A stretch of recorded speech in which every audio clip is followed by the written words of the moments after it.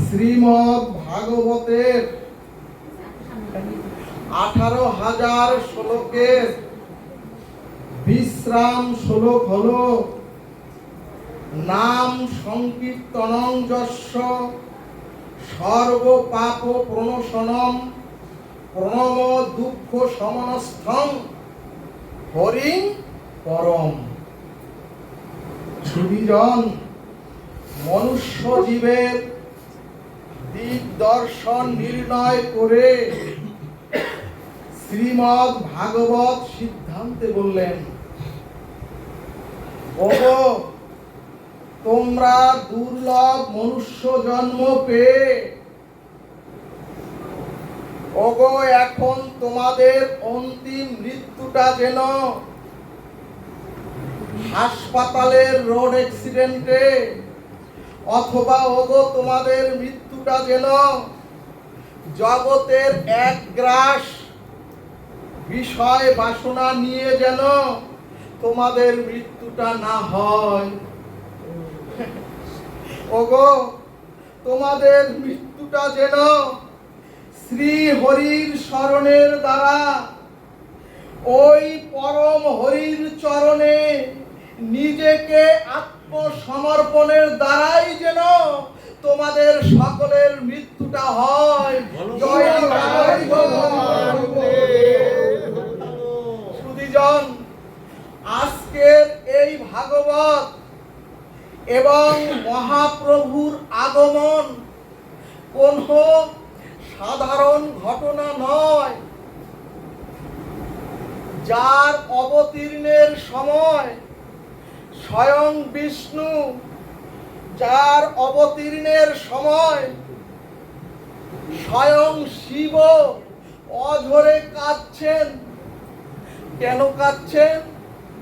একটু গৌর লীলা আস্বাদনের জন্য। সুধীজন, ব্রহ্মা কেঁদে কেঁদে বলছেন,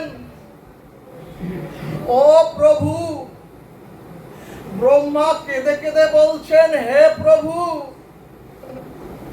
দাপরে তুমি আমাকে যে প্রজ্ঞা জ্ঞান দিয়েছিলে, ব্রহ্মা বলছেন সেই প্রজ্ঞা জ্ঞানের দ্বারা ও প্রভু তোমার তত্ত্ব অনাদির আদি গোবিন্দ পরম পুরুষ পরমেশ্বর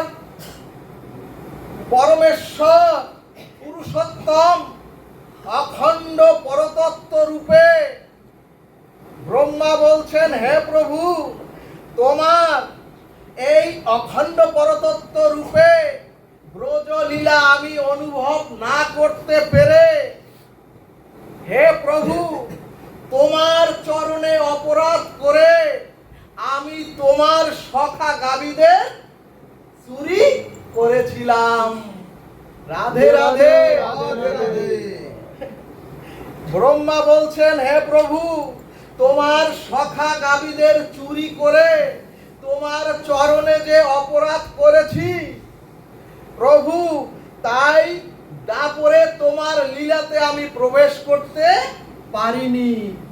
অতএব হে প্রভু, অতএব হে দয়াল, আজ যে গোলকের সমস্ত প্রেমে পূর্ণ যে মহাবদান্য যে গৌ, ব্রহ্মা বলছেন আমি সেই দাপরে ব্রজলীলাতে স্থান না করতে পেরে অপরাধী হলেও, হে প্রভু, তোমার গৌর লীলাতে কৃপা করে আমাকে নিচু কুলে জন্ম দিয়ে তোমার এই ভূখণ্ডে আমাকে একটু স্থান দাও। হে প্রভু, তোমার লীলা দর্শনের জন্য। বলো না গো, রাধে রাধে রাধে রাধে।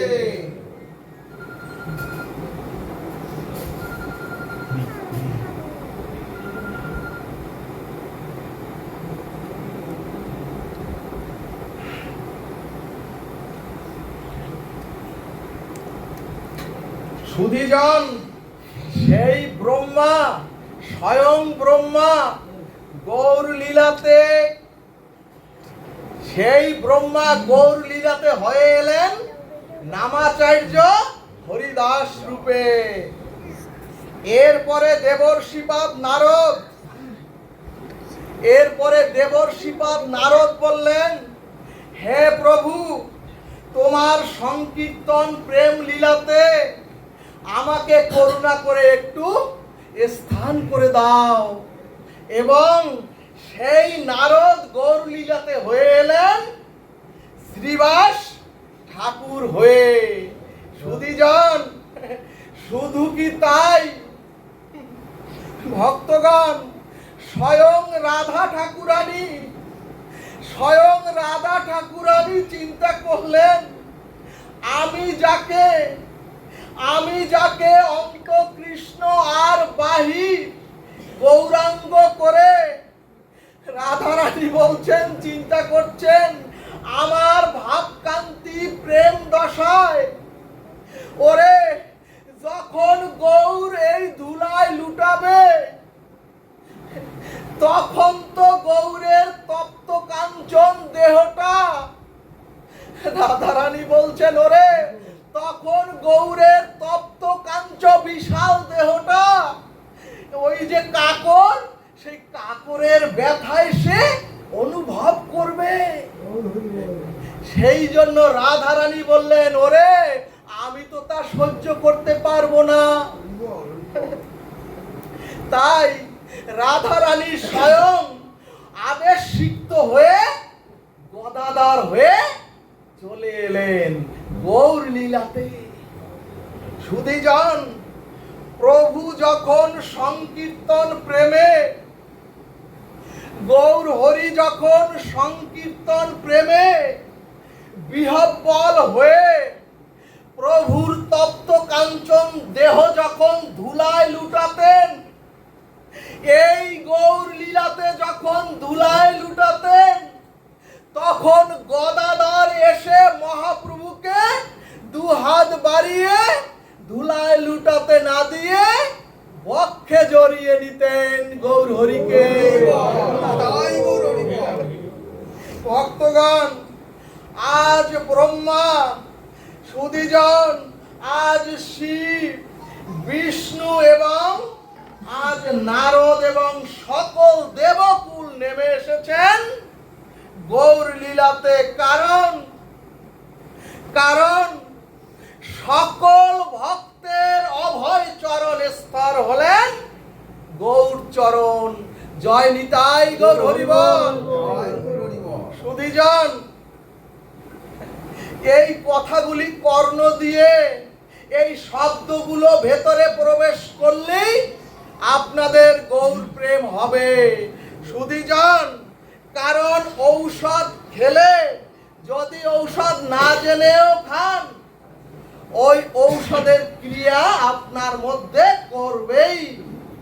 সুধীজন, এরপরে চৈতন্য চরিতামৃত বললেন,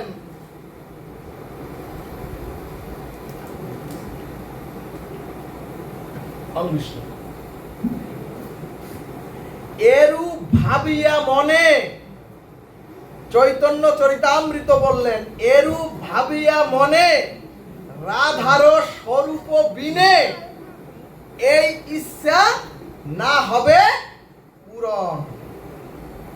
তখন গোবিন্দ বললেন, রাধা ভাব কান্তি ধরি,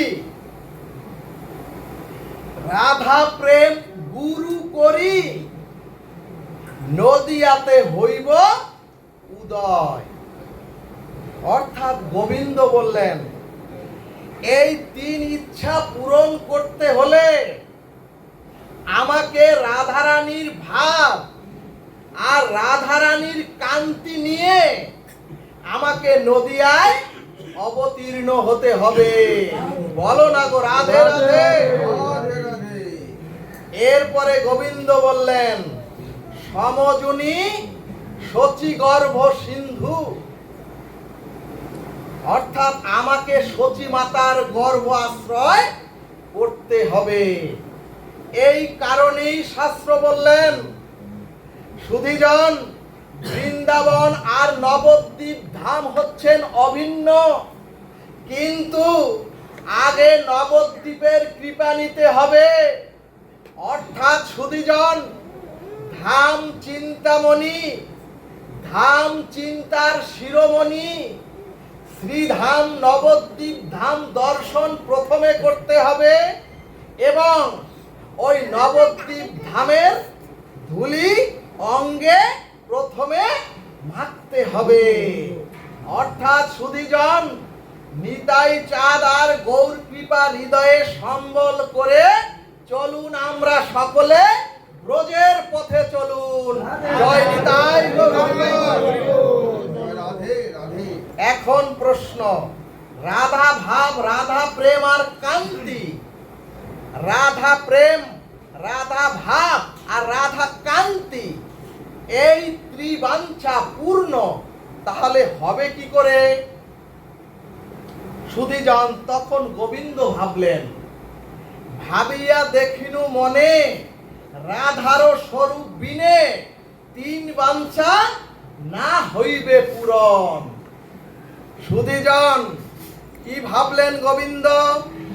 গোবিন্দ ভাবলেন এই তিন বাঞ্ছা পূরণ করতে গেলে রাধার স্বরূপ ছাড়া সম্ভব হবে না। এজন্যই তখন গোবিন্দ বললেন, কি বললেন? রাধা প্রেম গুরু করি, রাধা প্রেম গুরু করি। এখন প্রশ্ন, গুরুরও গুরু, আমাদের যত চরাচরের গুরু, সেই গুরুরও গুরু অর্থাৎ আমাদের জগৎ গুরু তো স্বয়ং ভগবান শ্রীকৃষ্ণ।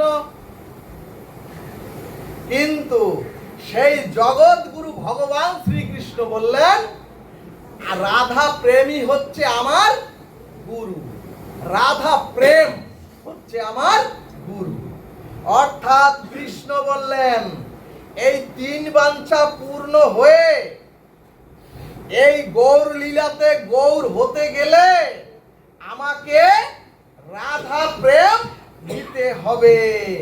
সুধীজন, আমরা বদনে কি শুধু শুধু রাধা রাধা বলি? এইবার ভাবুন, কেন রাধা রাধা বলি আমরা এ চরাচরে মনুষ্য প্রাপ্ত হয়ে? তাহলে সুধীজন, কৃষ্ণের প্রেমের গুরু হচ্ছেন শ্রীমতী রাধা ঠাকুরানী। বলবান শ্রীমতী রাধা ঠাকুরানী প্রেমানন্দে হরি হরি।